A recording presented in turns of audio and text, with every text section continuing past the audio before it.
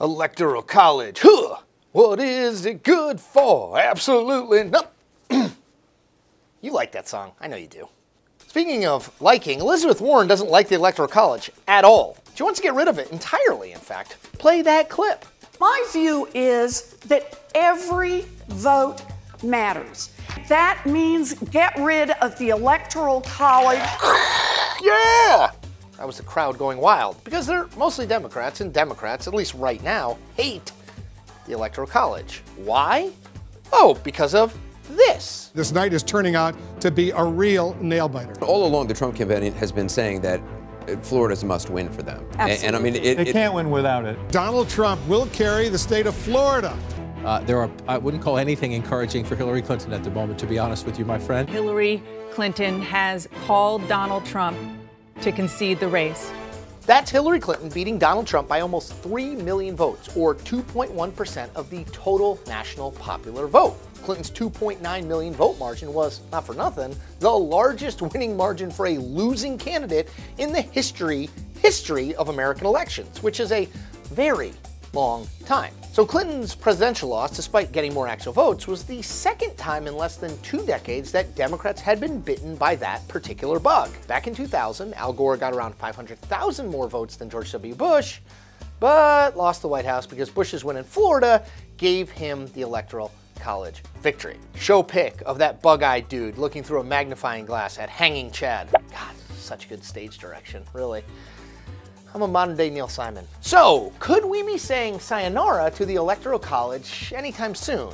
How the heck do we pick a president by anything other than the old who gets the most votes principle anyway? To answer that question and many more, let me take you back. And I'm going to take you way back. The scene. The Constitutional Convention. Philadelphia, 1787. Sidebar. Really wish we had a powdered wig budget for this show. It would have come in real handy right about now. At issue in the Constitutional Convention was how to fairly distribute the power in electing politicians to Congress. Most free people lived in cities clustered in the North.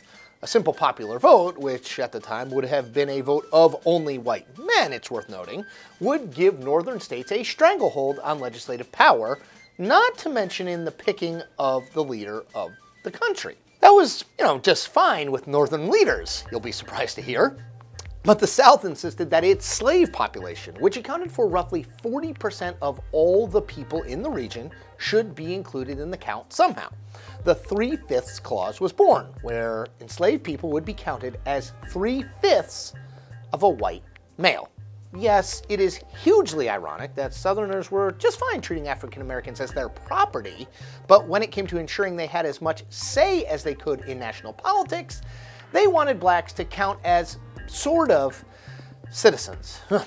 Put simply, the Electoral College was born of a series of compromises. It was an attempt by our founding fathers, my kingdom for a powdered wig, to navigate not only the issues of fair representation for all states, large and small, but also the battle between free and slave that would, in 75 years' time, lead us to the Civil War. The way the Electoral College works is simple. If you won a state's popular vote, you win its electors, the number of congressional seats determined by a state's population, plus 2 for each of the state's senators. You win a majority of the electors, you, sir, or ma'am, are president. Now, to do that these days, you need 270 of a possible 538 electoral votes. Simple majority. From its inception, the Electoral College has been a divisive subject. Hell, even the guy who's credited with coming up with the original idea, James Madison, later questioned its fairness. Quote, "At the present period, the evil is at its maximum," he wrote in 1823 about the then modern practicalities of applying the Electoral College's winner-take-all allocation system. You speak your truth, Jimmy Madison. People call him Jim? According to the National Archives, there have been more than 700 attempts to change or abolish the Electoral College since it was first conceived. In fact, there have been more proposals of constitutional amendments to change the Electoral College than on any other subject. And for decades, large majorities of the public wanted the Electoral College changed too. In 1968, after Richard Nixon won the White House, 80% of people in a Gallup poll favored a constitutional amendment that would allow the president to be picked by simple popular vote. Shortly after that 1968 election, Indiana Democratic Senator Birch Bayh, which is an amazing name, introduced an amendment to the Constitution that would have jettisoned the Electoral College entirely in favor of a national popular vote. He had 40 Senate co-sponsors for that amendment, and Richard Nixon's sort of support, but a block of mostly Southern senators, led by Strom Thurmond of South Carolina, you may have heard of him, and Sam Ervin of North Carolina, kept the measure from getting the 60 votes it needed to proceed. Which brings us to the here and now. Democrats are, again, pushing the idea of a constitutional amendment to get rid of the Electoral College, arguing that it doesn't reflect the true will of the majority of the public. Republicans are, again, pushing back, arguing that Democrats are just sore losers and that they just want to give big cities all the power and seize it from rural communities. Make sure that the middle of the country was not forgotten. Otherwise, Sandra, people would campaign in New York and LA, and that's all they would do. They'd go to the big cities, they'd forget about the real people of this country, the rural people in the middle. Quote, "The brilliance of the Electoral College is that you must go to many states to win," tweeted none other than President Donald Trump in mid-March. Quote, "With the popular vote, you go to just the large states. The cities would end up running the country.